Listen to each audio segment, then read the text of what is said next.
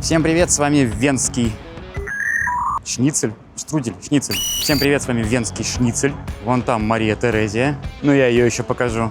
Мы с вами в Австрии, в Вене. Пойдемте смотреть на красоту.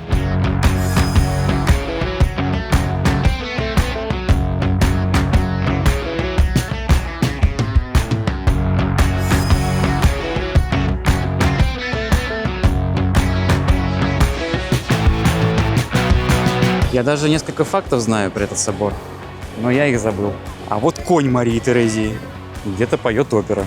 Вена, что? Визуальный синоним слову «империя». Вечная слава героям Красной Армии, павшим в боях с немецко-фашистскими захватчиками. По газонам ходить. Пятилетка идет.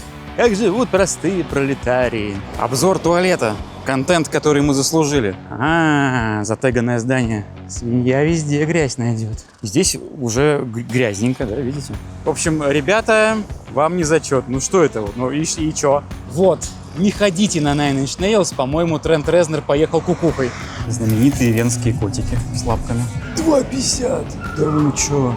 От энтов можно бегать, а пинать головы хоббитов нельзя. На красный с детьми. Фу-фу-фу-фу-фу. Да, история человечества – это история войн, между которыми мы ходим в музей. Ну что, я слышу стук копыт. Мы с вами заспаунились. Ну, вы уже знаете, где мы заспаунились. Вы же видели название ролика. Заспаунились в Вене. Давайте уйдем от солнца куда-нибудь. Вот туда, куда едут люди на лошадях, на бедных несчастных лошадях. Когда уже перестанут мучить животных, я не знаю, когда это произойдет. Наверное, Луна сойдет с орбиты, а люди все еще будут ради денег издеваться над животными. Хорошо в тенечке. В общем, мы сейчас движемся в сторону Хофбурга, мимо Шиши музея, мимо музея. Я надеюсь, что мы идем в правильную сторону.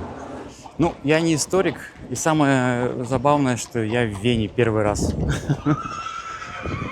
Уж сколько раз я мог побывать в ней, ни разу не был. Поэтому это впечатление туриста, который... Я уже здесь не первый день, третий, но все равно первый раз в Вене. Основой ролика хочу, знаете, что сделать? Хочу сделать прогулку из вот совсем-совсем туристического центра. Вот он, вокруг нас. Туристичнее просто не бывает. И я хочу пройтись в спальный район, в сторону спального района, и посмотреть, как будет город меняться, как он будет становиться, не знаю, грязнее, хуже, или не будет становиться грязнее, хуже, как будут меняться дома, как они будут упрощаться, и так далее, и так далее, и так далее. Основной стержень это будет именно посмотреть на то, как меняется город от туристического, где все вылизано, до какого-нибудь спальника, где просто живут люди. Так, я надеюсь, что вот сейчас мы выйдем к Хофбургу.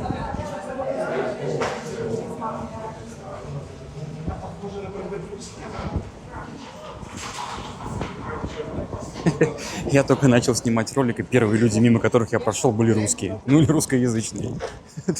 Мне просто везет. Мне просто везет. Ну и да, центр тут это прямо зараза центр. Тут по-другому ничего не скажешь. Если есть синоним, визуальный синоним слову «империя», то вот он. Круче придумать сложнее, конечно. Возможно, в Ватикане круче, но Ватикан меньше, я сильно сомневаюсь, что мне там прям понравилось бы.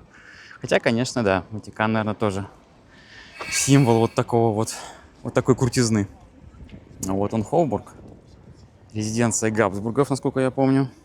В общем, насколько я знаю, Хофбург называют городом в городе. Типа здесь была не только резиденция, но и всякие конюшни, политические всякие штуки. Наверное, я не зря с Ватиканом сравнил. Хофбург — это место, где родилась и умерла Мария Терезия, а мы ее уже вспоминали. Да, Марию Терезию, или не вспоминали. Тогда надо сейчас вспомнить. Это та самая женщина, которая подписала независимость Нови Сада.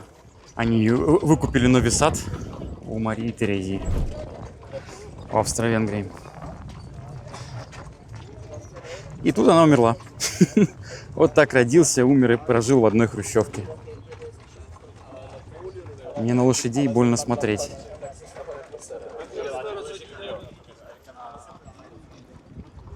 А вот кому памятник, господа, кому памятник?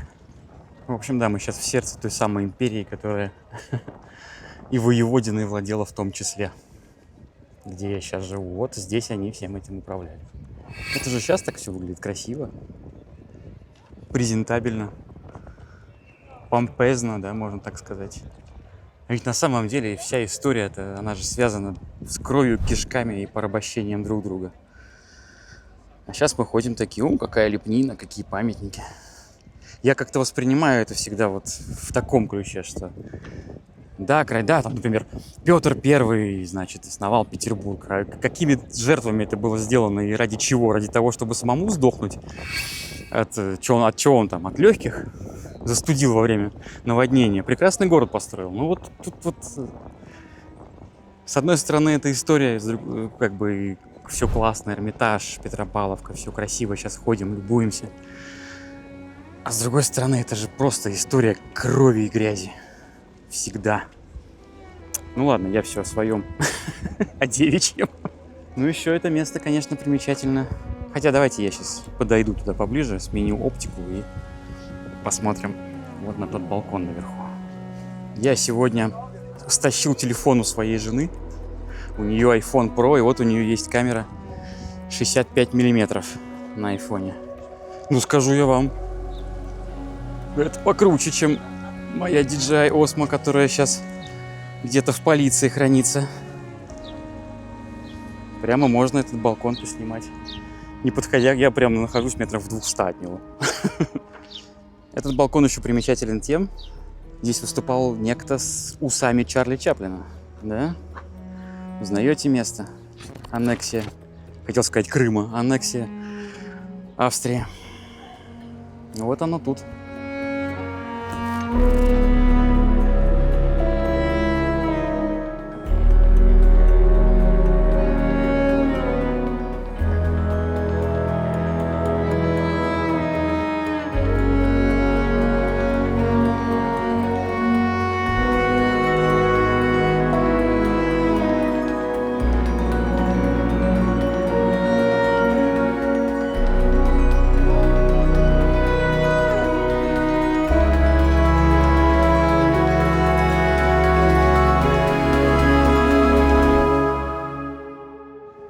Кто угадает вывешенные здесь флаги стран, да, каждую страну, тот получит пирожок.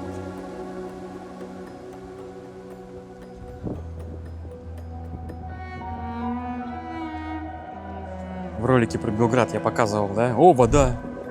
Но там это была просто вода, а здесь, вода. Сделаны вот такие вот классные хреновины огромные. Водица холодная, я сейчас с жадности глотнул, аж поперхнулся. Можно прям набрать бутылку. Вот это круто. Все складывается из мелочей. И в Вене этих классных мелочей просто миллион. Но грязь обязательно найдем. Я должен найти мои любимые вещи. Затеганные стены обязательно.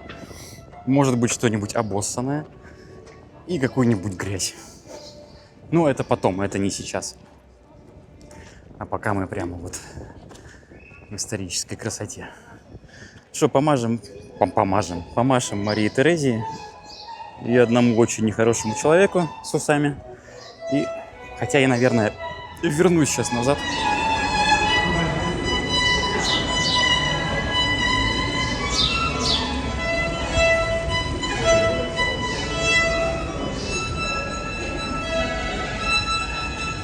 Так, вышли на, как они тут говорят, плац, да, Мария Терезия плац.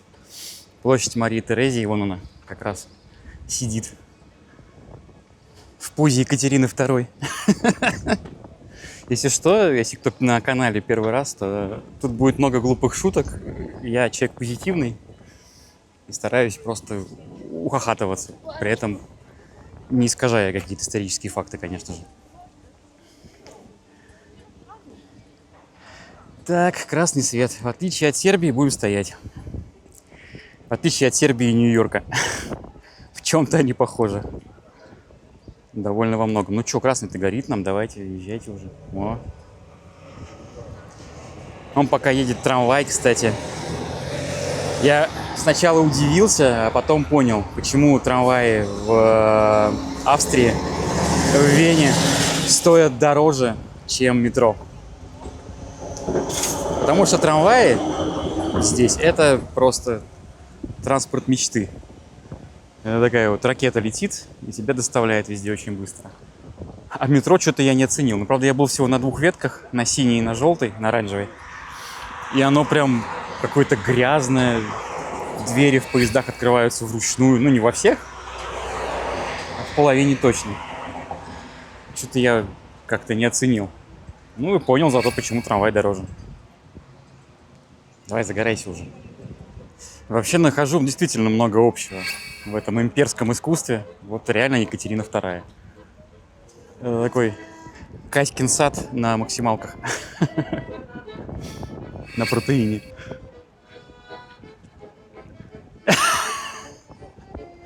А вот конь Марии Терезии. Знаменитый Марии Терезийский конь.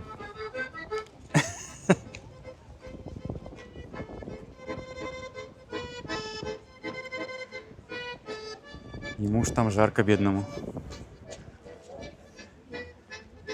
Он еще и в штанах. Я бы умер. Сейчас, кстати, нам повезло. 23 градуса показывает. Мне кажется, где-то 25 примерно.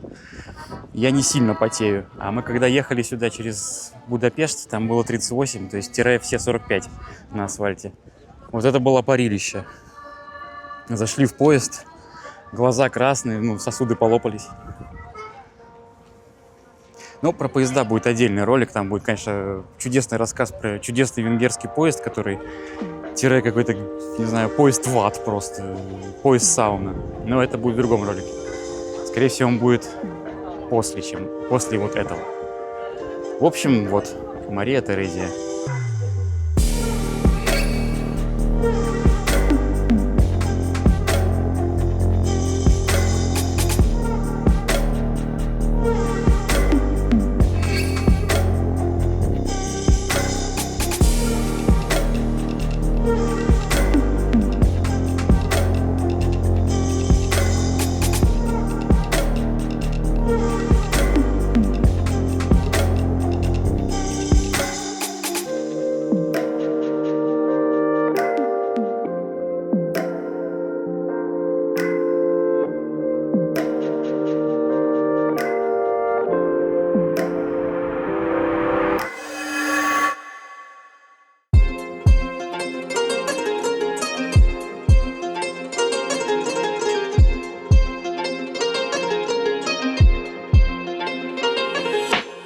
Это Хундервассерхаус, жилой дом в Вене, который выглядит так, будто его придумал ребенок.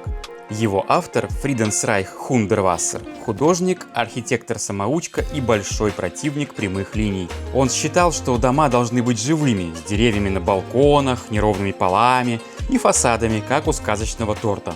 Сам Хундервассер выглядел так, будто сбежал с хиппи-фестиваля, с бородой, в плаще и всегда в каком-нибудь странном головном уборе. Он рисовал, проектировал, писал манифесты, высаживал деревья на крышах и боролся за право каждого на свой оконный выступ.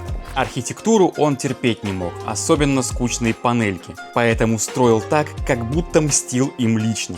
Местные сначала ворчали, но потом привыкли, а теперь этот дом называют самым красивым в Вене и возят сюда туристов.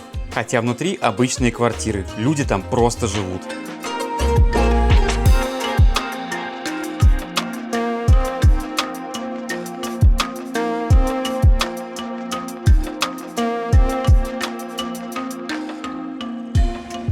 Так, Наташа позвала. Идем. Что там?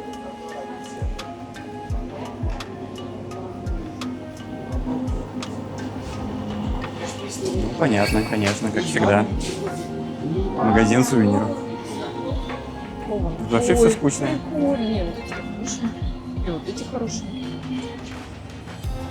С мозаичкой. Мозаичка. Если бы они были выложены мозаичкой. Так это просто налепка дешевая. Они бы не стоили 5 евро. А напротив есть такой торговый центр, я так понимаю. Стилизованный. Ни хрена себе, хочу я сказать. И говорю. Все фотаются. Можно, чтобы все торговые центры выглядели вот так.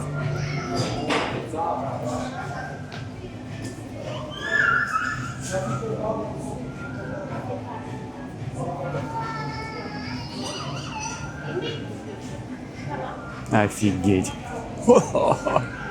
Блин, короче, я нашел еще одного личного Райхла.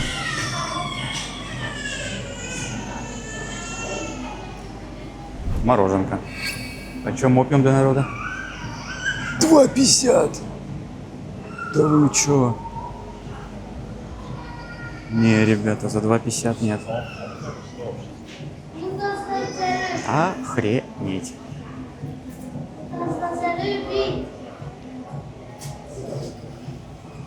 Как тебе торговый центр? Это труба, конечно, сраная. Наташа нашла, что портит. До чего? Знаменитые венские котики с лапками. И знаменитые венские кони с рожками мороженого на лбу. О! Это надо моему другу Бесику привезти. Но он приедет в Европу, я думаю, мы купим. Вот еще один мистер Бин. Здравствуйте.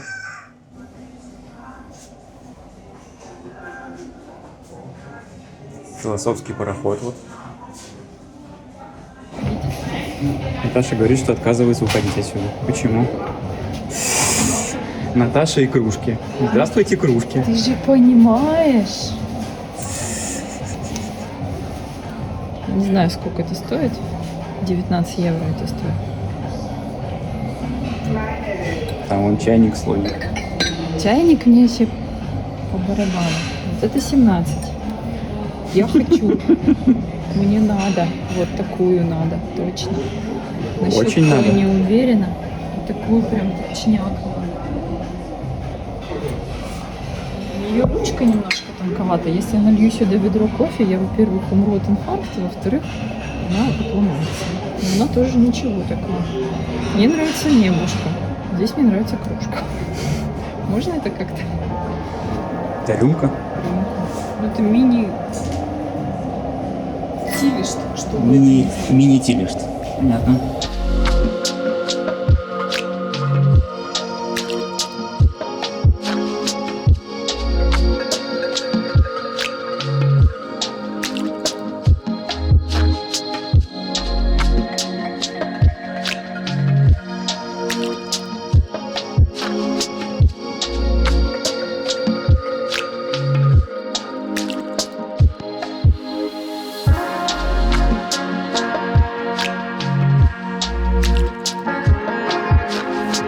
Фриденсрайх Хундервассер родился в Вене в 1928 году. Пережил нацизм, сам он был частично еврей. Пару месяцев проучился в Академии изящных искусств Вены, потом бросил. Сказал, что научился всему нужному. Много путешествовал, жил на корабле, отказывался от кондиционеров и прямых углов. Умер он в 2000 году на борту лайнера в Тихом океане. Похоронен в лесной могиле, под деревом, без гроба, как и мечтал.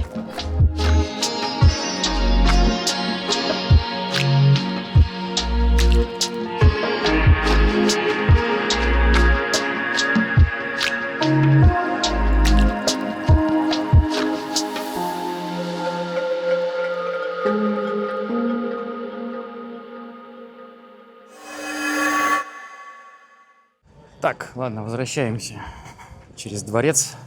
Я все-таки хочу не по широким улицам ходить, да, вот, которые перестроили, когда она была, Австро-Венгрия была империей, да. Город же перестраивали, делали широкие проспекты. А я хочу вот туда, вот именно где узенькие улочки. Это, мне кажется, гораздо интереснее, чем... И грех такое, конечно, называть новостроем, но, по сути, новострой по тем временам. Поэтому я, пожалуй, вот снова пройду через дворец, попаду туда как раз, куда мне надо. Ну, заодно водички попью из прекрасного фонтанчика.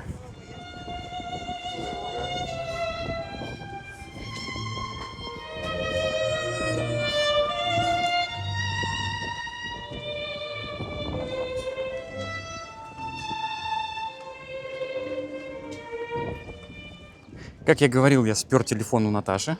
И с ним снимать, конечно, гораздо интересней, потому что он тяжелее. И, видимо, все эти современные стабилизаторы рассчитаны на как раз тяжелые телефоны. Мой мелкий не роляет, что называется. Как говорят у нас в Вене, не роляет. Вена вообще, я смотрю, очень-очень-очень неплохо. Но вот за использование животного труда я снимаю сразу, не знаю, 2 балла у этого города. Ну, в целом, это ж везде, да, так? Везде бедных животных мучают. Вот эти с обезьянкой там. Прокатитесь на несчастном коне, который стоит весь день на жаре на асфальте. Поэтому можно не снимать. Тогда будут сняты баллы у любого города туристического, к сожалению. А вот чувак в зеленой футболке, вот эта девушка, это русские, ну или русскоязычные. И у них на 5 слов 4 слова мата приходится. Они ходят и все матерят. Хотя, может, и не о своем, а девичьем. Тогда ладно. Ладно, продолжаю чесать быстрым галопом. Дальше. Основа ролика. Мы будем идти и смотреть, как меняется город. Наверняка он будет меняться. Хотя не знаю. Вот в Белграде оно резко меняется. В Нови Саде тоже резко меняется. В Питере, ну, есть некий физер, но все равно где-то примерно полкилометра на эту смену уходит. Типа из центра, ну, от историчности к спальнику. Примерно полкилометра. Я сейчас имею в виду, вот, если идти от Литейного, например, вот от Литейного моста, вот туда, в сторону Выборгской, где-то полкилометра, и все, ты уже в спальнике. Физер есть. Посмотрим, есть ли физер здесь. Мне просто даже интересно. Потому что вы можете видеть вот вдалеке, там просто толпы туристов, исторических зданий, причем всех чистых, кстати. Вон реклама Райффайзенбанка такая, вписанная в здание. Очень аккуратно. И вот что будет дальше происходить? Туристы резко исчезнут или что? Мне просто интересно. Хочу пешочком пройтись. Вена, кстати, не такой большой город. Здесь до наших апартментов километр, господи, час идти. Ну, час ходьбы, это типа вообще ни о чем. И это мы с вами, туристы, да, ходим такие: о, красота, Вена. А вот просто едет автобус. И люди здесь живут, ездят по делам, мимо курсируют курьеры, велосипедисты. Это как в Питере. Я ненавидел ходить по Невскому проспекту, потому что там невозможно ходить. И всегда, когда идешь куда-нибудь в центр, выбираешь параллельные улицы Невскому проспекту. Там как-то поспокойнее и даже поширше. Вот тут, мне кажется, то же самое. Все такие: блин, что ж такое? Мне на работу надо. Тут какие-то немецкие пенсионеры, значит, раскорячились, фотают. Но, во всяком случае, я ворчливый сноб, я бы так и ворчал. Но я стараюсь никому не мешать. Так, роликсы, ну вот, да. Помните центр Белграда, да? Я такой: вот это самое туристическое место. Но посмотрите вот здесь, вот сколько туристов. Это просто небо и земля. А вот сейчас мы выйдем еще к собору Святого Стефана. Там будет вообще пипец. Я помню... Ну нет, пока не совсем трындец, но мы приближаемся к трындецу. К тому же сегодня довольно хорошая погода. И... Так, как бы мне перейти-то в правую сторону? Вот. И людей гораздо больше. Мы когда здесь были прям в лютую жару, то есть день назад, людей было меньше. Сейчас плюс 25, ветерок, и все повывалили. Ну, я не буду прямо вот совсем останавливаться, да, это все-таки видео не на 10 часов. Я буду просто быстро идти, а по сторонам уж смотрите сами. Ну да, туристическая улица здесь. По сторонам смотрите сами, и начал смотреть по сторонам. Гуччи вон, что тут еще? Я только Гуччи знаю. Брейтлинг тоже что-то слышал. Болгария вон. Страна Шенгена. Ну, про бренды это не про меня, я просто название знаю. Вон Dior впереди. В общем, типичная европейская столица с туристическим пешеходным центром, где дорогущие бутики продают всякое что-то. Бриллианты написано. Тюдор, тоже слышал. Тюдор, да, это часы, по-моему. Вот такой я знаток лакшери продукции. Мы пролетарии только вот готовы ходить и смотреть по сторонам. Ну смотрите, я на самом деле много знаю. Сен-Лоран тоже знаю. Это, по-моему, одежда какая-то. Ну, секонд-хенд какой-то. На самом деле, Сент — это секонд-хенд. Секонд-хенд, которым владеет некий Лоран. Тут, кстати, шутки шутками. Был какой-то, мы видели, секонд, прямо в центре секонд-хенд находится. Прямо вот здесь, по-моему, на этой улице. И там прям нифига себе одежда. При этом, скорее всего, цены вроде норм. Но у них был обед. Они тут очень себя любят, уважают, поэтому они уходят на обед и по воскресеньям не работают. Вот так-то. Мне такое не понять. Мне такое понять, я так работать не могу. А еще Вена же это пивной город, да? Все пьют пиво, как и в Праге, в общем-то. Такой пивной пояс Европы. Здесь везде туалеты. Вот здесь вот прям виси внизу. Многие из них бесплатные, кстати. Я вот не знаю насчет этого. Скорее всего, он прям в центре он платный, но в целом мы находили кучу бесплатных туалетов. И везде, кстати, если я увижу... Вон, я вижу даже. Везде, буквально на каждой улице в едином стиле сделанные знаки. Вот такие синенькие, со словом «Вотри клозет». Вот, они везде. Они и в центре, и в спальниках. Вот в таком стиле. То есть единый стиль – это круто. Никто во что горазд, как в Будапеште или Белграде, а вот все в едином стиле. Ну, не все, конечно. Встречается кто во что горазд, но в целом в аккуратном едином стиле. Динамо бежит, все бегут. Какой-то велопробег на арендованных велосипедах. Фрик. Вот, видимо, фрик собственной персоной. Ну, такой фриковатый чувак, согласен.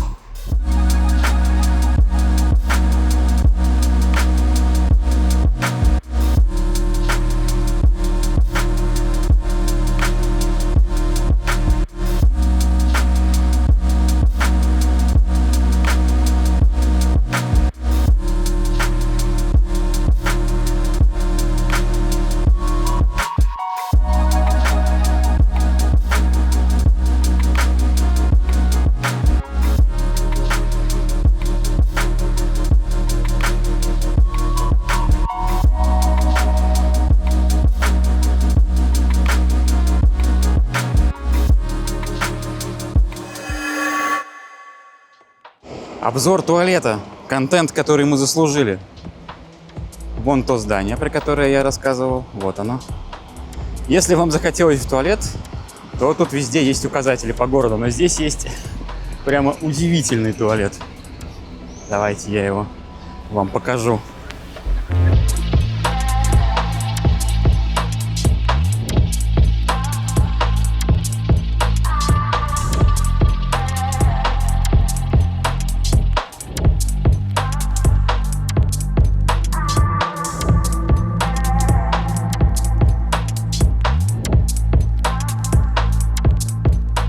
Почему моя квартира на букинге выглядит хуже, чем этот туалет?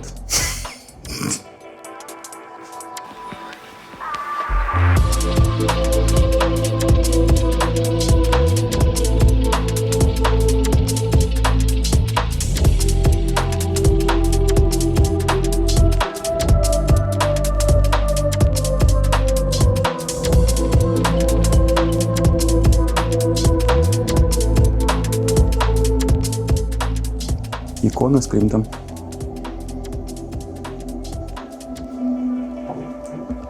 Он тут курит, кстати. Два нищих.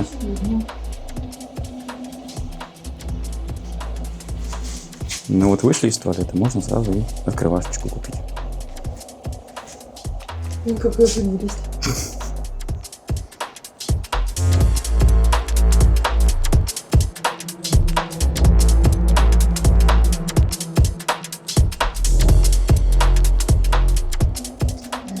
Да эти рюмки вот сиськами, мне такой Мавлиев из Лас-Вегаса, по-моему, привозил. 6 евро, что-то дороговато.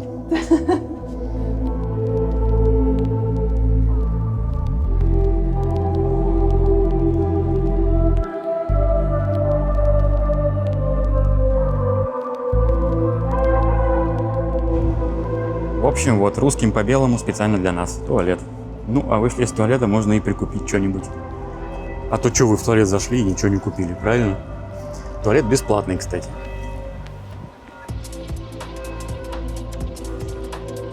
Удивительные места, обожаю, когда вот за угол заходишь, а там что-нибудь такое этакое находится. О, футбол, да? Ойстерайх.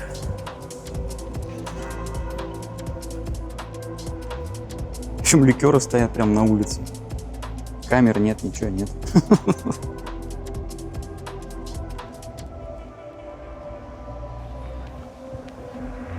Женский. Здесь вот чисто фарфоровый лев какой-то, или бог знает что, седла льва хотя бы в сортире. А тут, ну я уже туда не полезла, за закрытой дверью там мозаикой он выложен. Это там здание отражается.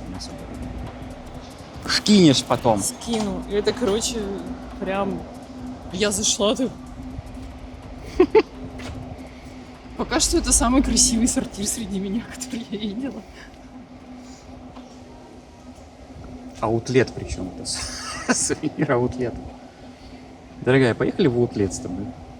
Это типа устаревшие сувениры прошлого сезона. Комментарий. Что ж, по-моему, Стефан-Плац вот там, площадь Святого Стефана. Стефана. Я как-то по-старорусски сейчас это сказал. Стефана. Стефана. Стефана или Стефана. А вот и шницлы. По-сербски венский шницель будет звучать как бэкчка шницла. Шницла женского рода. Но это я уже говорил о том, что заимствованные слова меняют род в сербском и русском языках. Что в русском мужского пола, в сербском женского. Вот. А почему бэчка? Потому что бэч — это по-венгерски Вена. На венгерском языке многие города звучат вообще по-другому. Там Братислава как-то звучит на «с» вообще начинается. Я припишу титром. Вот. Ну и, соответственно, Сербия же была долго под влиянием Венгрии, поэтому Вена превратилась в город Бэч. Ну и шницла стала бэчкой-шницлой, а не венским шницелем. Вот он, мы вышли, собор Святого Стефана. Здание какой-то невероятной красоты. И моя камера, конечно же... поднялась. Я таки научился это делать. Этот шпиль. Какой надо шпиль. Я даже несколько фактов знаю про этот собор, но я их забыл. В общем, по-моему, один из фактов такой, что в одной из башен, наверное, вот в тех, если что, я титры подпишу, жил рыцарь, смотритель, и он в том числе наблюдал за пожарами в городе, и, если что, кому надо, сигналил. Это продолжалось до начала 20 века, или даже до середины 20 века. До начала 20 века, да. А то, что я говорил из Белграда, и то, что я обещал показать в Будапеште, но пока не покажу, потому что мы проскочили его просто быстренько. Прибежали с вокзала на вокзал. Вот. То есть красота, да, все историческое, невероятной красоты. И тут такая, бум, коробка стоит. Вот я это имею в виду, да? Что по мне так довольно странно. Австрия вроде не была под влиянием Восточного блока, да, она не была в Восточном блоке. Почему такую хрень построили? Некрасивую. Прям, блин, по центру. И ничего, никого, да? Не зазорно, да, такой строй. В общем, это вот что-то везде мне встречается, такая фигня. Вот смотришь, все красиво. Бабах, коробка. Скорее всего, там гостиница. Ой, rent the view. Собака.gmail.com. В общем, rent the view можете сделать. 45-й год. Я немецкий не знаю, но мне кажется, тут и без слов все довольно-таки понятно. Вот сейчас мы с вами занимаемся примерно тем же самым. Фиксируем историю мирную. Надеюсь, так оно и будет продолжаться еще долгие-долгие годы. Да. Собор Святого Стефана, или просто Штефансдом, главный готический символ Вены. Стоит прямо в центре города, на площади, которую так и назвали – Штефанплац. Высота шпиля 136 метров. Раньше это было самое высокое здание в городе. Собор начали строить в 12 веке, потом достраивали, перестраивали, добавляли башни, пока не получилось вот это. Здесь венчался Моцарт, здесь же его и отпевали. Во время Второй мировой собор почти сгорел. Его спасали жители Вены, которые носили воду ведрами, чтобы потушить пожар.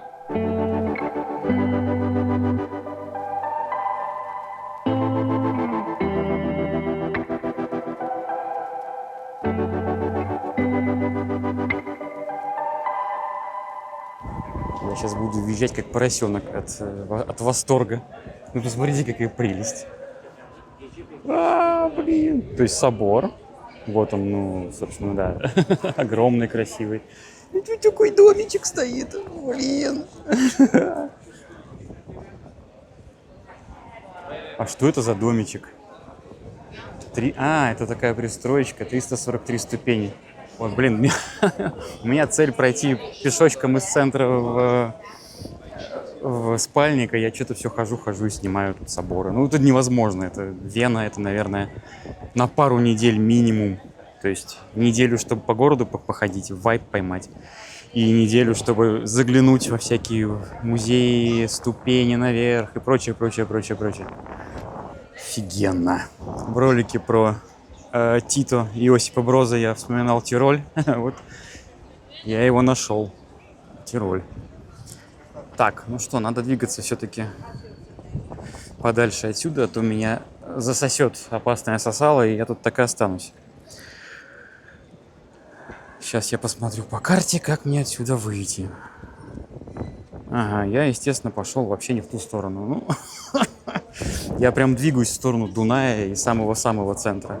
А я этого не хочу, значит, надо сейчас свернуть. Да, это я правильно пошел, я вижу автобус. Если я вижу рейсовые автобусы, значит, близко уже выход из центра. Хорошо.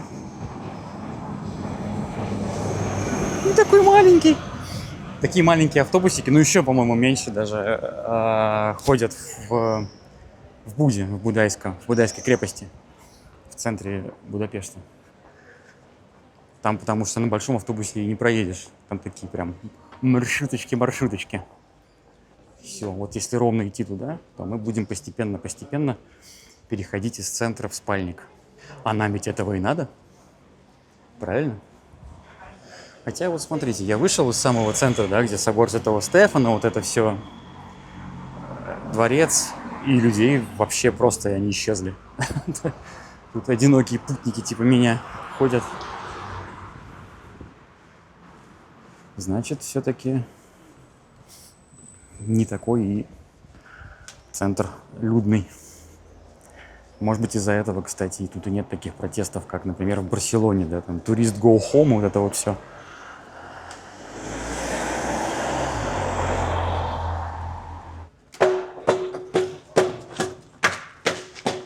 Вчера проходили по какой-то улице, или позавчера, не помню, вчера, да.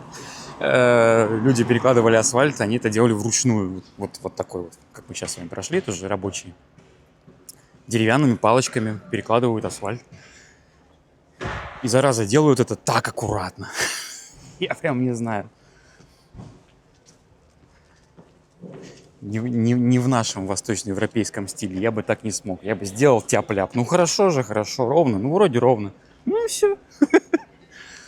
А они нет, у них прямо... Как вот сериал «Пуаро», помните, был? Где он там себе усы каждый делал, симметрично ус, чтобы прям максимально. Вот так они, как Пуаро, укладывали асфальт прямо. У-тю-тю, рюшечка к рюшечке. А еще удивляет отсутствие пешеходных переходов между улицами. Вы могли заметить, да, просто идем, раз улица пересекает, ты просто переходишь и все. Ну, типа, ты, видимо, прав по умолчанию, как пешеход, потому что это вообще везде так, здесь в центре, я заметил. Вот через большую улицу будет пешеходка, и там светофор, скорее всего, будет. А вот по маленьким сейчас шли, ну и чё? Зачем? И так все понятно. Ага, музыкальный парк. Аллея композиторов и все такое. Ну, давайте в парк. Я там посижу, попью водички. Как туда перейти? А вон переход. Ага. Тут тоже, видите, перехода нет пешеходного. Просто перешел и все. Да, вот, видимо, под землей, видимо, переход. Эх, вот такие бы трамваи, да в Белград. Да в Субботицу. Да. Хотя вот там вроде какие-то мелкие чуваки, лет по 13, просто перебежали дорогу. Как-то не по-австрийски это. Дорогу просто перебегать. А, это что, весы? О, это весы. Что-то ты мало весишь. А я сколько вешу? Интересно. Они все весят примерно одинаково. 20 центов надо. Ага. Поэтому и все весят одинаково. Ладно. Мне, конечно, не жалко 20 центов, но мне, в общем-то, пофигу, сколько я вешу. По-моему, я весил 86 последний раз. В спортзале мы взвешивали. Сейчас набрал уже мышечную, может быть, 90 вешу. И зачем мне тратить 20 центов, я и так все знаю. Я уже потратил, на зал, поэтому... Ну это вход в метро. Не, метро нам не надо. Метро нам не треба. А вот пешеходный нам треба.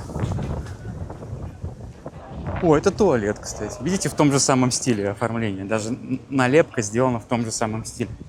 Это синенькая налепочка. Налепница по-сербски. Так. По велосипедным не ходим. Тут велосипедная дорожка, как проспект, Просто. Ну вот имперский город его перестраивали, как раз сделали широкие проспекты. Я не помню, в каком веке, в 19-м, наверное. И здесь поэтому есть где разместиться. И разместить вот это все. Ну, кстати, да, велосипедная реально, она по ширине чуть-чуть уже, чем обычная для автомобилей. Прекрасно вообще. Сел и поехал. Я бы так и сделал. Причем я вот сколько брожу, везде есть велодорожки. Они прям не то чтобы дублируют основные трассы, они там примерно вообще везде есть. А вот еще. 30, все как обычно. Почему я везде встречаю русов? С собаками нельзя. А еще нельзя, вон там, зелененькая. Нельзя велосипедистам на велосипедах. Нельзя пинать балду. И нельзя бегать от деревьев убийц. Вот так вот. От энтов... можно бегать. От энтов можно бегать. А пинать головы хоббитов нельзя. Но это все еще центр. Это мы, к сожалению, пока даже не приблизились к выходу из центра. Но я близок, я начинаю ускоряться, потому что это невозможно все объять. Вот. Дизайн-код. Вещь, которую я люблю.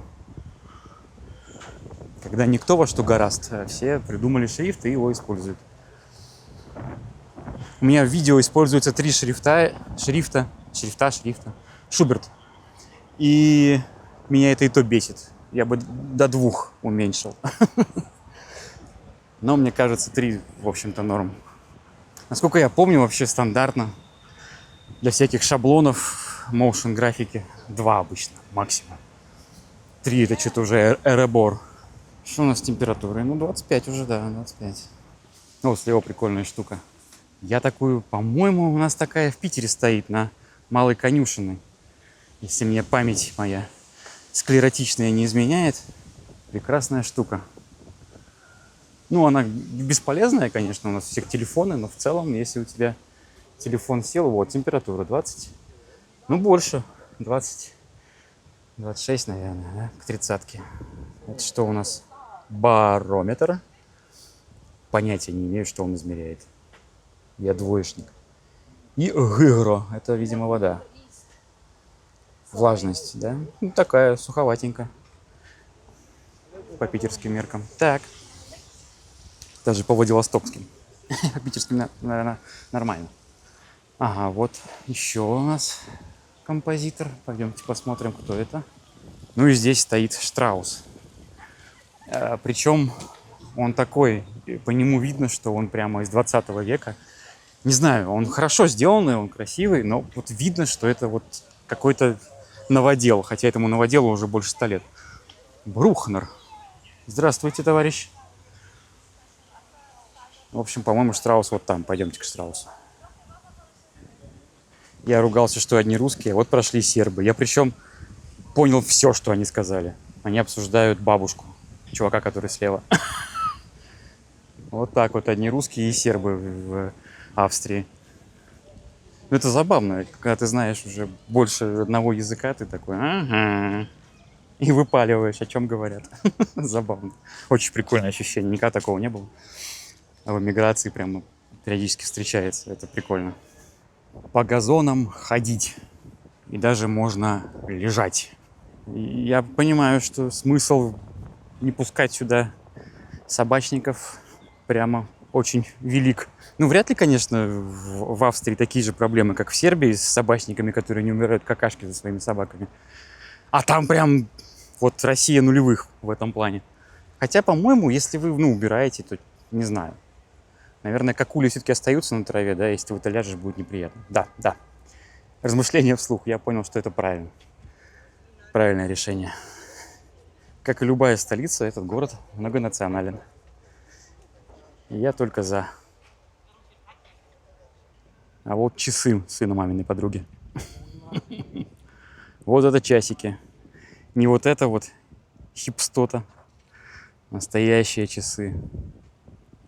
Я дождусь, что стрелка сдвинется, интересно. Ладно, мне лень, я уже устал. Как в Гран-туре. I'm boring. 2 минуты посидел. I'm boring. Когда мои коллеги наконец притихли, мы устроились ждать ягуара. Мне скучно, и меня жрут комары. Ну вот он, да, красавчик. Собственной персоной, так сказать. Золотой вальс называется памятник. Поставлен в 21 году 20-го столетия. Вот реально я вижу, что он такой из 20 века, короче. Не совсем из старины. Не знаю, как я это вижу, но вижу. Возможно, искусствоведы мне объяснят лучше.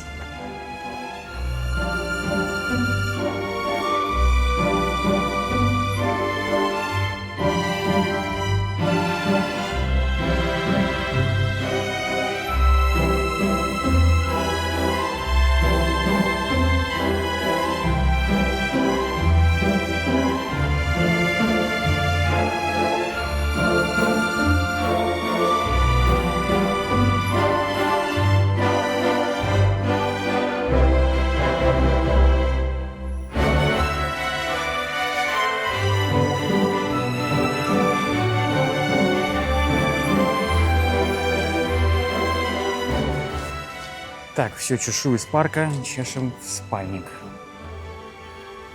Чешем. У меня видео multi-languages, да, на много языков субтитры делаю. Иногда я прям не могу перевести свои выражения. Чешем. Или там трамвайные пути, не путю, как это перевести? Локальная языковая шутка. С этим сложно. Так, выход. Вижу выход. Ну и тут давайте уже... О, господи. Мы точно идем в спальник? Что-то я... ну вот, как мы любим, да? Континенталь, пожалуйста. Хреново серая коробка. Просто кошмарная.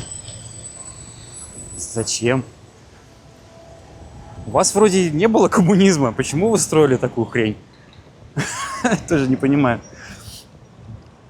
Напротив, он красивый, нормальное здание. Тут такая бункер просто. Чапыгина 6 менее бункерно выглядит, хотя строилось как, по сути, с защитой, да, от взрывов, чем вот это здание. Где-то поет опера. Прикольно. Вена, чё? И прям громко.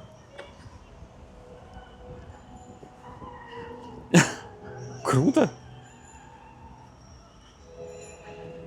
Прямо на улице, и вот там поет опера. Господи, боже мой. Мужик, ты как бы хотя бы повел дорожки бы ехал. Везде нарушители есть. Даже в Вене. Вена Концерт Хаус. Нам как раз вот за этот Вена Концерт Хаус. Блин, вот я смотрю, сколько здесь всего. И мне такое впечатление, что даже 2 недель как туристу здесь не хватит, чтобы везде. Не знаю. На полгода приезжать и жить. Киноночь. Смотрите, «Братья Блюз». Блин, что-то знакомое, я не помню, что это за фильм. Как иное кино, прямо вот эти кинопоказы ретро-фильмов, там, в реставрации и прочее. Прикольно. В общем, где-то из венского концертного хауса доносится пение оперное. О, модный дядька. В шлеме, костюме, на велосипеде. Вот.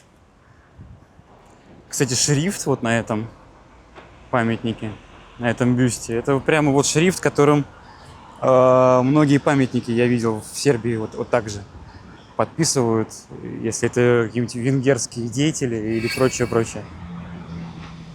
Забавно. Ну, видимо, все. Может быть, кстати, одного и того же скульптора. Вообще не удивлюсь. Так, это вообще велодорожка. Ребята, вы не туда пошли. Я не хочу быть обиканом, поэтому я немножечко сюда пошел. Что вот в Вене приятно и радует глаз, это чистота зданий, да, то есть если в Будапеште, ну в Будапеште, кстати, тоже куча грязища вот этого всего, и в Белграде, при том, что очень исторические города и с интересной историей, то здесь они еще и все помытые. Так, давайте вот по улице Ференца Листа. Штрассе — это же улица или это типа трасса? В общем, Листштрассе, вот давайте. Вот по Листштрассе пойдем, и мне кажется, мы куда-то в сторону Спальника попадем точно. Еще я видел, знак висел на какой-то трассе на выезде с моста, что «Добро пожаловать в Вену» и перечеркнутый гудок. Типа гудеть здесь запрещено. Это очень забавно. Сербский стайл на красный свет на велосипеде.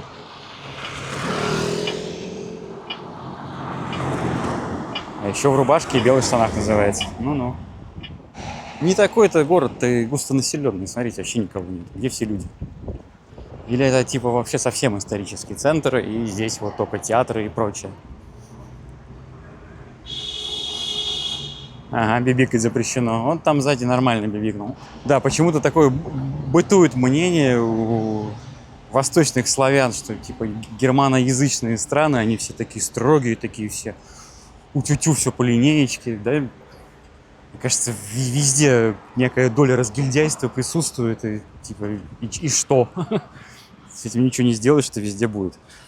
Или там, вот, в Финляндии все строгие правила дорожного движения. Но, по-моему, кроме строгих правил дорожного движения, там все остальное абсолютно разгильдяйское сделано. Ну, то есть имеется в виду, что городская среда, она точно такая же, чистая, все вымытая, строго с нарушениями дорожного движения, а в остальном живут люди, нормально себе живут. И бибикнут, и там, не знаю, финны еще и напьются где-нибудь в Макдональдсе. Нормально. Затеганное здание.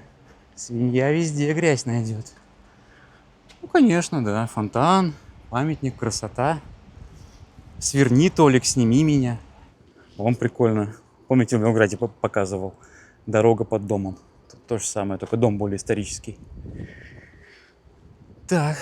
Ну, получается, что да, я в таком месте, где дорога из центра в спальник лежит через Бельведер, и его никак не обойти. А еще, конечно, радует количество деревьев, да? Классно, правда? Вот сейчас уже стало жарко, и я прям... Вот там вот деревья есть. И я прям такой, любимый асфальт. Машины. Ну, украинская машина. БХ это что? БХ. Да, люди переходят дорогу вообще во всех местах. Вот сзади меня девчонки перешли прямо посередине. Ну ладно, да, я не буду нарушать. Но мне еще с камерой довольно стремновато, потому что я слежу как бы за камерой. И я не Змей Горыныч, чтобы одна голова следила за камерой, другая говорила, а третья голова, значит, смотрела за дорогой. Не, это невозможно. Я когда-нибудь выберусь вообще из центра, нет? Я хочу Хтонь, хочу спальный район. А мне тут Бельведер подсовывают. Хи-хи-хи. На красный с детьми. Фу-фу-фу-фу-фу. Ладно, тоже пойду. Никого нету. Все ездят просто так. А вот там фигачит Фил Коллинз, который запорит мне ролик, если я буду здесь долго стоять. Вечная слава героям Красной Армии, павшим в боях с немецко-фашистскими захватчиками. Там пропадает надпись за памятником. Видимо, сражавшись за независимость народов Европы. Ну да. При этом, обратите внимание, сзади покрасили в цвета украинского флага. Не знаю, что имелось в виду, но... Да, история человечества – это история войн, между которыми мы ходим в музей.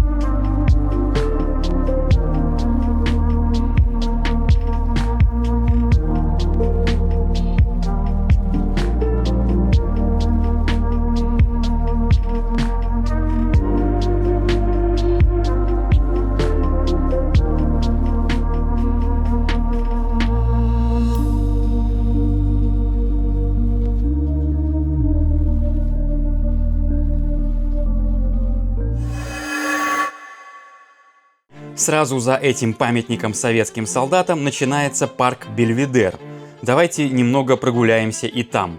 Бельведер – это аккуратная зеленая площадка между двумя дворцами – верхним и нижним. Построено все это было для принца Евгения Савойского, человека, который умел выигрывать войны и тратить деньги очень красиво. Он воевал с турками, французами, испанцами, был главнокомандующим в Италии и немного сражался в войне за польское наследство. Парк Бельведер – классика венского барокко. Симметричные аллеи и парадные клумбы. Все красиво, если смотреть с балкона или дрона. Но на земле это совсем другое дело. Тени почти нет, деревья как будто ушли в отпуск. В солнечный день гулять тут как маршировать по гравию в микроволновке. Красиво, но не очень дружелюбно.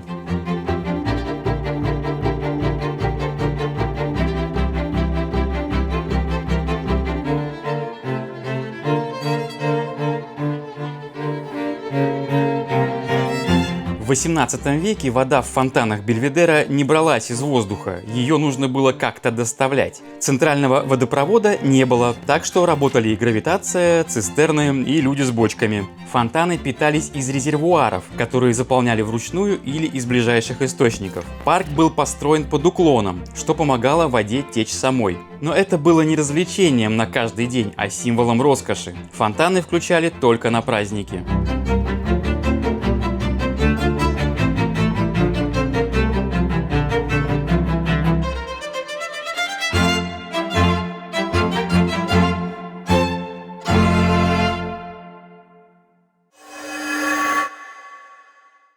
Вот это с грохотом скорая проехала. В общем, что я вам хочу сказать. Вот парк Бельведер. Вот он. То есть мы прямо из центра в него зашли, да, получается? Из него выходишь и здрасте, забор покрасьте, спальник, все, какие-то здания. Вот там короче, центральная станция ЖД. И это, конечно, максимально странно. То есть здесь, короче, в Вене мы выяснили, спальник начинается просто буквально с ничего. Забавно. Вот я повторюсь, пообалдеваю. Вот еще стоят исторические здания. Вот Бельведер. А вот бизнес-центр, и все. И пошли стекляшки. Это какая-то телевышка непонятная, или мобильной связи. Огромный разъезд трамваев и ЖД вокзал. Сейчас на ЖД вокзал зайдем, я покажу. Это прям... Это аэропорт, а не ЖД вокзал. Вот реально. Такого размера, по-моему, аэропорт в Белграде. Какой здесь вокзал. Ну и сразу задуло ветром, естественно. Потому что вот это началась современная постройка, которая к розе ветров вообще никак не относится. И дует постоянно. Ну, в принципе, не вижу ничего плохого в такую-то погоду. Так. Что тут у нас? Ага, нам туда. Сейчас зайдем, значит, вот на Хаубанхоф. Я надеюсь, что я произношу хотя бы более-менее правильно. А потом пойдем вот туда. Вот там прям совсем спальник. В общем, я удивлен. Не сказать, что сильно. Я так и думал, что, наверное, будет какой-нибудь резкий поворот. Новый поворот, как пела группа «Машина времени». И ни хрена себе он оказался резким. Я попал, во-первых, в какой-то шторм возле этого здания. А во-вторых, да, тут прямо вот с одной стороны вот что-то историческое более-менее. Вон там здание с круглыми окнами очень классное. А с другой стороны уже вот все. Здравствуй, современность, что называется. А здание с круглыми окнами называется Мун, что ли? Мун, да. Классное, черное и с круглыми окнами. Вот это мне нравится. Вот это кайфово. А здесь чисто вот в Хельсинки новые районы строят на набережной. Вообще один в один.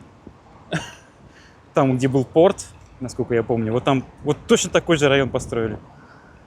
И такой же нифига не зеленый. Вот с молодыми деревьями, вот это вот традиция, блин. Ноль тени, ноль всего. Ну, хороший район, выглядит очень стильно. Стиляжно даже. Мун, да. Мун прикольное. Оно похоже, вот это вот черное, тоже оно отражающее. Там, то ли стекло, то ли что. Мунс. Луны. А рядом какое-то странное здание такое с одинаковыми балконами, как гостиница прибрежная. Ни хрена тут дует. Ребята, я помню, когда в Купчино жили, там был какой-то высотный дом, возле которого всегда дуло. Вот как не идешь, во всем районе штиль. Проходишь мимо этого дома, там просто тебя сносит к чертям собачьим. Какой же он здоровый, ёшкин кот. А это все прокатные велосипеды, кстати, смотрите. Горище велосипедов. Так. Ага. О! Зацените мощь. Хаубанхоф. В общем, Central Railway Station. Она же центр Railway Station, я надеюсь. Но приехали мы на нее. И мы, конечно, внутри охренели там ходить искать. Реально, аэропорт. Тоже, причем там куча народу. Здесь же и метро, и поезда внутренние, и поезда внешние. Просто гора людей. И я не видел особо мусора. О! Фахркартен. Tickets. Реально аэропорт, да? Или я уже совсем деревенщиной стал, но... В общем... И оно вот вниз уходит. Там еще станция метро, магазины, там галерея торговая. В общем, здесь тоже, конечно, галерея торговая. Кафе вон, пирожные. Офигенно. Мне очень нравится. И мне нравится, что вот реально куча людей, куча всех вообще разных, из разных городов, стран мира. И здесь относительно любого другого вокзала, который я видел, здесь чисто. Расписание, он, департур. Ну реально, arrival, департур. Это прям как в аэропорту. А это все поезда. Это причем внутренние, я так понимаю, это внешние. Или нет? Нет, я фигню сказал. А еще здесь Вена на разных языках. Ну вот, собственно, Вена, да, на немецком. Беч, то, что я говорил, на венгерском. Дунай, я не знаю, кто называет. Какой-то японский, китайский. Виден, Венна, Вена на русском. Вена. Венна, корейский. Прикольный, китайский. Офигенский. Сходил в туалет и не понимаю ценообразования. Почему в большом венском аэропорту, да, Railway Station, туалет стоит дешевле в 2 раза, чем на автобусной станции в Нови-Саде, где отломанные унитазы, ручки и так далее. И в него страшно зайти просто, он из фильма ужасов. Почему здесь он стоит дешевле в 2 раза? Я спускаюсь все ниже и ниже, это уже 3-й уровень сейчас будет. Там находится вот Ю, это метро, видимо, андеграунд, да, буква Ю. Вот, 1-я ветка. Сейчас мы сходим туда. Тут еще несколько уровней под землей, еще куча переходов, всякие супермаркеты, какие-то Либра. Релы, я вообще не представляю, что это такое. Венские линии, вот, Винерлайнен. Винерлайнен, это как будто какой-то фин. Что тут у нас есть? Вот Ю1. Это прям расписание даже поездов метро. Прикольно. Этот приехал, сейчас в него садятся.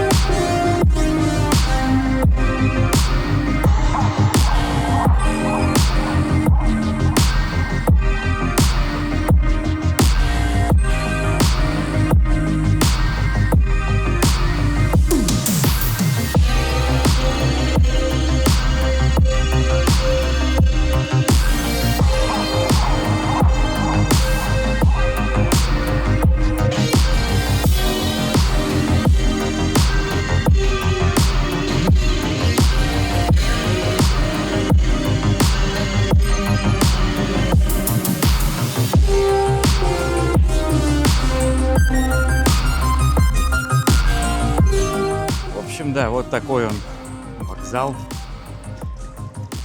Здесь все еще продолжает дуть ветер. А я снял прибытие поезда. Я младший из братьев Люмьеров. Да, ну давайте пойдемте тогда в спальничек. Осталось в целом не так и долго. Еще меня удивило, не то чтобы удивило, я, наверное, понимаю, как это работает. Ни одного полицейского я не видел внутри вокзала. Снаружи стояла машина, туда сел полицаец и уехал куда-то. Все, а так я их вообще не видел. И по городу я их видел, по-моему, 1 раз 2 человека. Но, памятуя Хельсинки, я, наверное, знаю эту систему. То есть, скорее всего, им просто тупо не надо особо находиться здесь. Они по камерам все тебя выследят, если ты что-нибудь сделаешь. И будут тут крутить тебе руки и бить тебя по морде в течение минуты, мне кажется. Как-то так это работает. В всяком случае, в Хельсинки я тоже полицию нигде не видел, но она там стопудово есть. И, как мне рассказывали, если что-то происходит, то она тут же, тут как тут.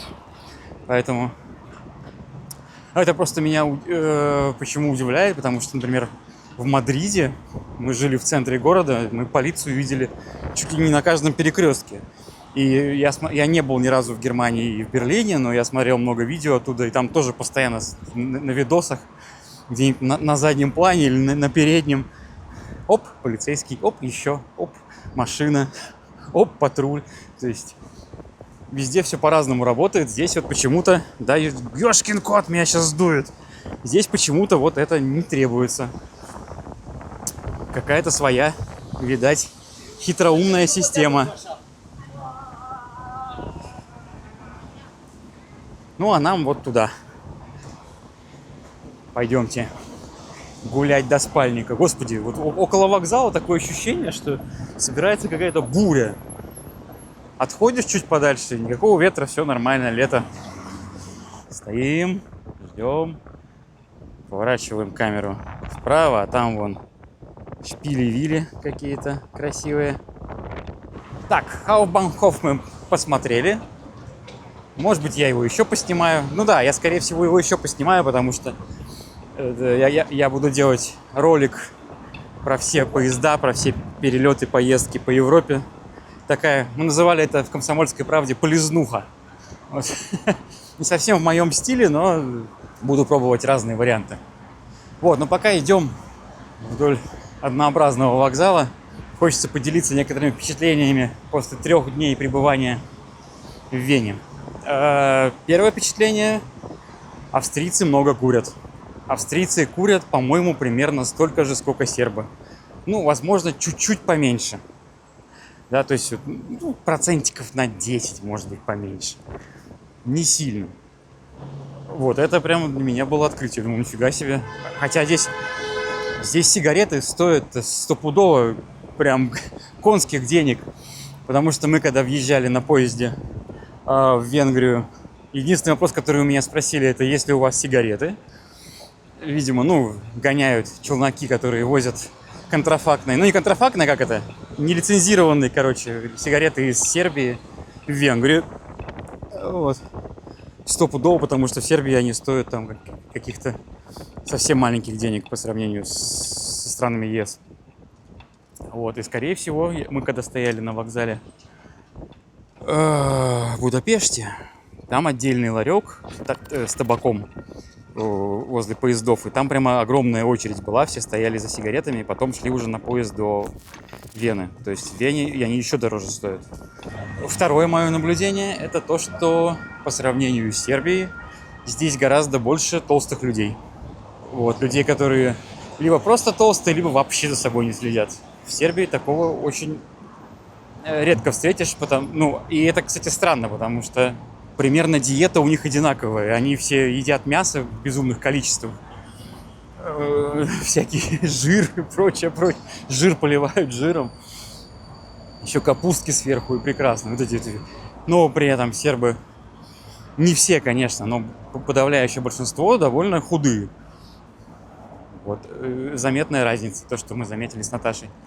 Здесь больше толстых людей, которые за собой не следят. Кстати, у светофоров вот эти штучки желтые, чисто один в один, как в Сербии.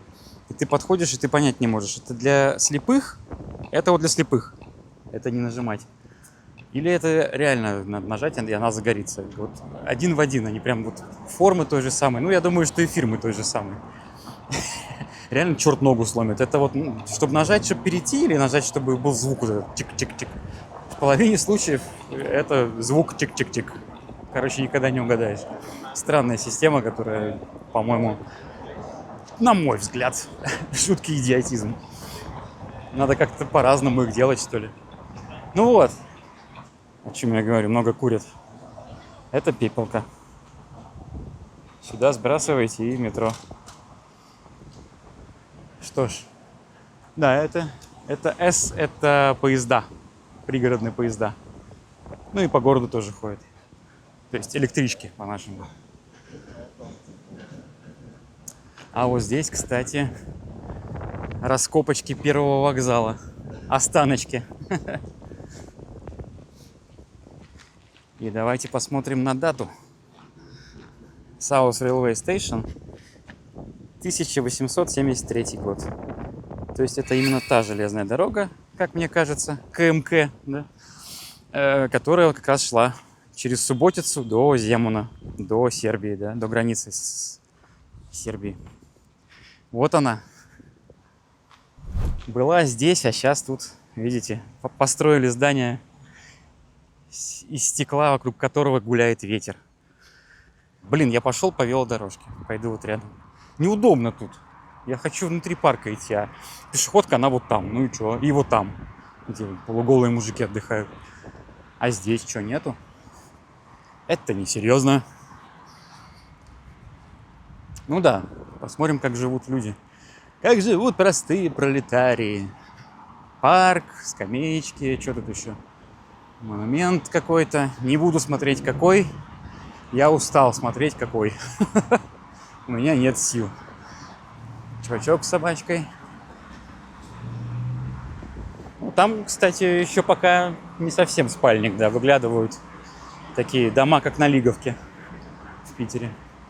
Вспомним, как говорится, классику. Героя Леонида Куравлева Афоня. Вы пиво употребляете? Только когда жарко. Чтоб у меня на работе ни-ни.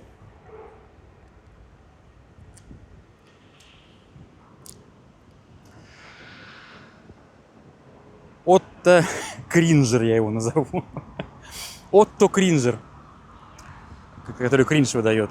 Ну, это какое-то темное я взял. Блин, я темное не очень люблю. Ну, Вена, Австрия, пиво тут вообще зашибись. Кстати, можно пить тоже на улице. Никто этим, кстати, не злоупотребляет. Ну, как и в Сербии, я особо не видел только людей каких-то. Прям... Были вот вчера на концерте Nine Inch Nails, там были несколько буквально угашенных человек. Но и то они не мусорили ничего. То есть пить можно, но если будешь себя плохо вести, будет штраф. По-моему, это правильно. Потому что почему вот курить можно, да, на улице, и я иду и нюхаю этот дым вонючий. Я не хочу нюхать твой дым вонючий. То есть ты свободен курить, но твоя свобода заканчивается там, где начинается моя свобода. А моя свобода этим не дышать. Почему-то курить можно, а за распитие вот в России, например, да, тебе будет штраф. Это странная какая-то для меня вообще нелогичная хрень. Лучше тогда курить запретите, они же мешают реально. Те, кто пьет пиво, они не мешают же никому. Ну, если они себя хорошо ведут, конечно. В общем, за хорошее поведение и за венское пиво. Полицейские гоняют прям. Не успел заснять, вон они туда поехали. Это уже третья, по-моему, партия. Что-то просто приключилось на вокзале, не знаю. Ну да, были вчера на концерте Nine Inch Nails. Ну вообще, любой отпуск обычно у меня связан с каким-нибудь центральным концертом. И вокруг этого концерта уже там смотришь город, еще что-нибудь. Туризм такой, да? На неделю в Испанию, например, и там 2 дня концерта или 1 день. В этот раз решили поехать на Nine Inch Nails. И я хочу сказать, что это был, наверное, худший концерт в моей жизни. Сейчас я продолжу. Вот площадка для выгула собак. И здесь, по-моему, собак не очень любят. Потому что на площадке нету вообще ни хренашеньки. Просто собака лежит бедная посреди поляны, и чё? В Сербии к собакам как-то получше относятся. В общем, ребята, вам не зачет. Ну что это вот? Ну и чё? Посиди на камне, да, и полазай в мусорке или чё? В Сербии гораздо круче. Там будут всякие штучки для бега, всякие деревянные помостики и прочее, прочее, прочее. А тут просто как это из заводного апельсина, когда вот они их выгуливали в внутреннем дворе тюрьмы, да, вот. В общем, не зачет. Сейчас мы двигаемся в спальник, я буду находить все больше и больше незачетных вещей. Так вот, да, Nine Inch Nails. По-моему, это был реально худший концерт в моей жизни. Ну, ладно, это громко сказано. Это был один из худших концертов, вот так скажем. То есть, особенно после Металлики, после того, как они организовывают концерт, как там все для людей сделано, и какой там звук, независимо от площадки. Мы были в Летнянах в Праге, в открытом поле. Все звучало, вот звук был четенький, как с альбома. Каждую гитарку, к сожалению, каждый кривой удар Ульриха, но это не важно. Были в Мадриде в прошлом году. То же самое, офигенский звук, как с альбома, все прямо сделано четенько. Организация огонь, нет никакой давки, толпы, куча входов, куча всяких там активностей для детей, для людей. Праздник, а не концерт. И Наташа вчера сказала, да, после концерта на Nine Inch Nails, говорит, я все больше начинаю ценить Металлику, именно их подход к организации мероприятий. А на Nine Inch Nails это что? Это был какой-то зал, такой ледовая арена с очень низкой сценой. У них как сделан концерт? Они начинают в середине зала, на сцене, которую они выставили. О, а там пляж, кстати, купаются. Бассейн, пляж. Огороженный такой посреди парка. Прикольно, это зачет. Вот. Посреди зала стояла их сцена, и она была вот прям сильно видно, что она сильно выше. Она сильно выше вот той сцены, которая по умолчанию в зале. То есть ты стоишь, мы-то два лба здоровых, по идее мы обычно все видим. Ни хрена не видно, там какая-то голова Трента Резнора вытарчивает. И шоу, звук полный отстой. У меня такое ощущение, что они настраивали звук во время концерта. То есть где-то песни на 4-й, какой они там исполняли, Рептайл, по-моему. Вот на Рептайл стало ничего. Толкотня, давка, ощущение, что продали билетов больше, чем зал может вместить. Это прям не то, что ощущение, это, блин, так и есть. Если смотришь на концерт Металлики сверху, съемки с дрона или с трибуны, там видно пустые пространства. Это не потому, что они не собирают стадион, это потому, что они заботятся о своих зрителях. И они делают билетов чуть-чуть меньше, чтобы все могли нормально, свободно ходить, дышать и так далее. С этим совсем можно было смириться, если бы не одно «но». На разогреве играл какой-то диджей, который играл в одном и том же ритме в течение часа. Вот если включить какую-нибудь программу, там, не знаю, Guitar Pro или Fruity Loops, там будет по умолчанию стоять ритм. Обычно это 120-128. Вот такое ощущение, что он вышел и вот в этом 120 играл час. Просто он врубил эту херню и пошло. Вот такой ритм. И так час. Час. Я понимаю, 15 минут. Ну хорошо, 20 минут. Почему этот хрен стоял на сцене час и играл свою совершенно бездарную ахинею? Вот там ЖД пути и такой спальничек прямо а-ля Девяткина. В общем, вот. Не ходите на Nine Inch Nails. По-моему, Трент Резнор поехал кукухой. Ну и к Тренту Резнору, конечно, огромные претензии. В том плане, что час играл этот диджей дурацкий, да, который всех выбесил просто. А концерт сам на Nine Inch Nails сыграл 1:30. Это что вообще? Это для фестивального выступления, когда типа вы хедлайнеры или предхедлайнеры, 1,5 часа это норм. Но 1,5 часа для сольного концерта, на который вы продавали билеты за 90 евро, блин, ну вы охренели, ребята. Короче, Трент Резнор просто с чесом поехал на старости лет. Ничего нового не записал, старые сыграли через задницу. Хотя барабанщик у них просто гениальный. Вот он старый, этот кудрявый барабанщик, я не помню, как его зовут. Он охренительный. Но на одном барабанщике не выйдешь как бы. Поэтому, ну, получилось, что получилось. И вот, если мы говорим о нации, которая курит, у них даже мусорные бачки сделаны в форме сигаретной пачки. Вот это тоже не зачет, потому что подсознательно ты видишь сигарету. То есть дизайн... Курить плохо, да? И дизайн должен быть таким, чтобы не привлекать внимание, там, тавтология к дизайну самой пачки, сигареты. Потому что оно подсознательно, ты смотришь на нее, ага, сигарета, и ты видишь это на каждом углу. И понятно, что на тебя это влияет, и потом они покурители. Можешь курнуть, если особенно ты молодой человек, там, школьник. Это как в «Гриффинах» была серия, где Питер Гриффин, его сделали там то ли начальником, то ли президентом табачной компании. И они смотрели телевизор, там была реклама, там какой-то шел то ли фильм, то ли сериал. И 25-м кадром вставляли: «Сигарета? Может, закурим?» В этом году персики рано созрели. Закурим. Ты что, Лэйси? Ты до сих пор не куришь? И все стали курить в результате в семье. Вот тут то же самое. Это как 25-й кадр. Ты видишь эту пачку в виде мусорки, и тебе сигарета? Можешь покурить? Специально же сделано, смотри, как классно. Не просто так делали. Видимо, курить это круто. Ну, короче, вот как-то так я это вижу. Может, я не прав. Любое видео, это же субъективно. Любое мнение, это же чистая субъективщина, абсолютная.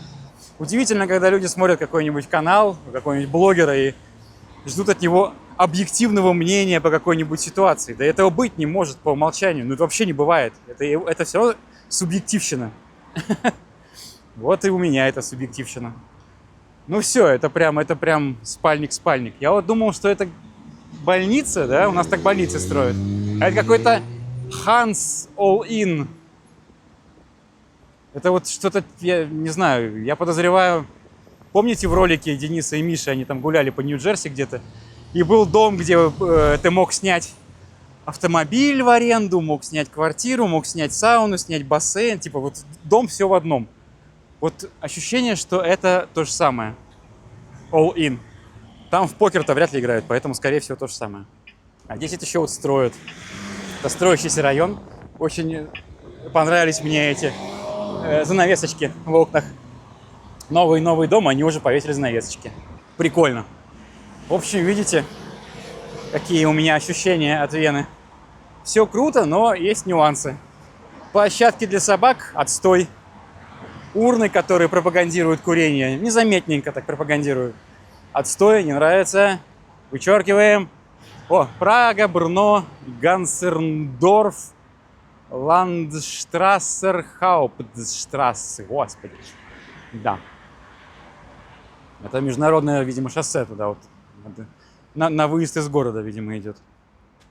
Ну и размышляя о том, хотел бы я жить в Вене. Ну, да, тут чисто, тут безопасно.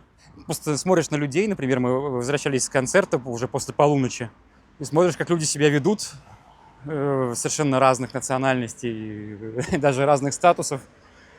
Все на расслабоне, никаких вообще проблем нигде, ни на вокзалах, ни в закоулках, ни в переулках. Все вроде круто.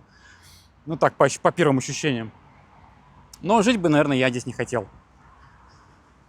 Какое-нибудь там вырывание зуба за 300 евро, да ну его нафиг, это дорого очень.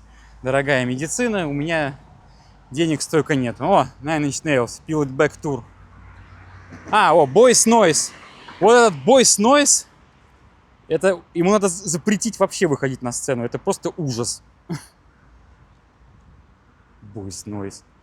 Ну вот она, да. Вот такого же цвета, как сигарета.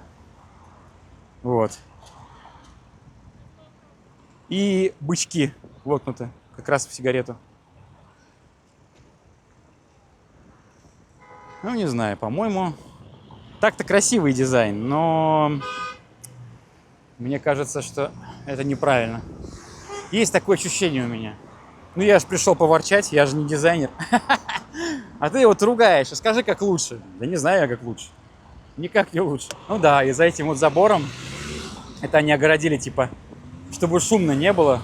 Тут еще оно заходит в туннель просто, да, видимо, совсем шумно становится вот на этом перекрестке. Поэтому огородили. А за ним прямо вот спальничек. Видите, такие домики. Причем реально панельки, но выглядят они почему-то более-менее ничего, потому что, наверное, чистые. Не исписанные, не истеганные. Хотя я видел затеганные полностью здания. Отвратительные, такие тоже грязные, серые, как в Белграде. Но что-то... Пока вот сейчас ходил, я их не заметил. Вот. Ну, давайте тогда. Где велосипедист, наверное, не пойдем, потому что вот там есть более интересное такое неожиданное место. Ну и строят, да, видите. Пятилетка идет. Мне напоминает как будто бы Черную речку в Петербурге. Если вот то здание, которое впереди стоит, сделать кирпичным, как будто бы Торжковская улица. Вот не знаю, такое ощущение у меня есть. А здесь прямо вот за этой вот хреновиной, которая отделяет, стоит парк. Опять же вот эта сигарета. Но смотрите, чей это парк. Илья Йованович. 25 февраля 50 года. Румска, Сербия. Ну, пойдемте. В сторону Торжковской. По мне так реально Торжковская. Ну вот, смотрите, чистые панелечки стоят такие. Ну, даже не панелечки, а реально Черная речка. Это вот как будто вот немецкие дома старые, только они были ниже. Здесь уже грязненько, да, видите? Грязюченько присутствует некоторые. Здесь присутствуют мигранты. Но в целом очень чистенько и круто. То есть, сравнивая с Сербией, я даже уже не замечаю такую грязь. Ну, бумажка. Может, ворона вытащила, правильно? Из мусорки. Но в таком спальнике я бы жил. Вот реально. Хороший спальник. Не богатый, но он как не выглядит как какая-то прям вот хтонь. Возможно, для австрийцев вот это выглядит как хтонь. Возможно. Тут прям панельки такие. Это. Дом-корабль. Возможно. Для меня это как хтонь не выглядит. Мне тут вполне себе приятно. Кстати. Ну-ка, там дверь. Ну не, в Белграде ручки круче. Да. Да, это не Белград. Ну, если кто-то не понял отсылку, то посмотрите ролик про Белград, если не смотрели. Я там изображаю себя Панасенкова. Надо признаться, хреново изображаю. Так, ну все. Вот там еще какие-то новые дома начинаются. Здесь старый спальный. Вот тут новый дом. В нем у нас квартира и снята. В целом, сколько я шел? Я шел минут 20 от ЖД-станции, что вообще не расстояние, да? И пришел вот в этот район, в котором бы даже, наверное, и пожил бы с удовольствием. И тут ветер тоже. Ну, видимо, из-за этих вот панелей он как-то преломляется. Есть еще в этом доме внутренний дворик.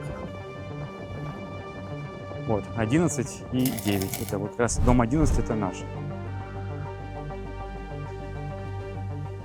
Здесь такой сделан внутренний дворик. Ты заходишь, типа частная территория. И вот, можно гулять. Классно же. И там какая-то панель. Тоже закрывающая вид от трассы. Вон, везде скамеечки, столы. Вернее, какие скамеечки, стульчики. Турничок для лилипутов. Мне по грудь. И вот такое кресло охота купить. Вот это кресло. Вот такая она Вена. От имперских шпилей и барочных фасадов до скромных, но вполне симпатичных панелек. Хундервассер предлагал сажать деревья на домах, но они все еще растут просто на земле, а бывший южный вокзал, через который когда-то шли поезда на Балканы, теперь ведет в H&M и аптеку. Империя осталась на открытках, но город живет. Тихо, чисто, по расписанию. На этом все. Спасибо, что прошли этот путь со мной от парадной открытки до обратной стороны. Если вам нравится то, что я делаю, можете поддержать мои видео на спонсорстве YouTube или Boosty. Подписывайтесь на Telegram, там заметки в реальном времени. Всем мира, свидимся.